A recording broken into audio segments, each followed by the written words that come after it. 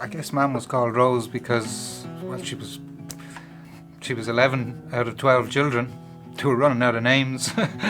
Mum absolutely loved her garden and was basically at her happiest when, I think most people are probably at their happiest when they're in a garden. Mum died 2014, and later that year I made my first batch of gin.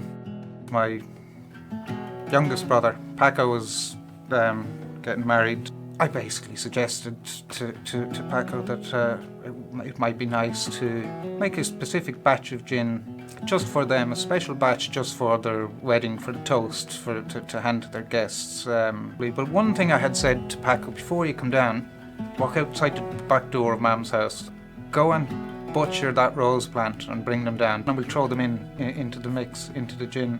So, you know, we'll be able to say that Mam is with us in spirit.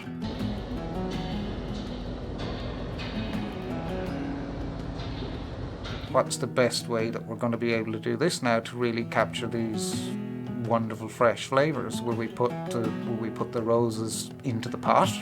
Everything is infused for 16 to 18 hours. We hadn't done a huge amount of vapour distillation using the botanical baskets. Tried a batch with fresh petals going into the pot. Tried a batch with just using the vapour trays so that the gin vapours will come up and it'll steam the roses and it will extract a much gentler, subtle flavour. And then, hey, why not try a bit of both? We tried a bit of both and presto, it worked.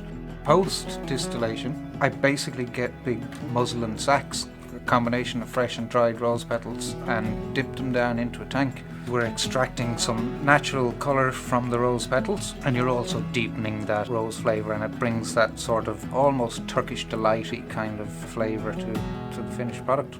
My little sister continues to cultivate the roses from the gardens at home and provides me with a constant supply of fresh roses to bring that fresh Mammy's Garden rose flavour into every single batch of rose gin that's made by Glendalough. Has got roses from Mammy's Garden in it. She'd have loved it. She'd have been amazingly proud.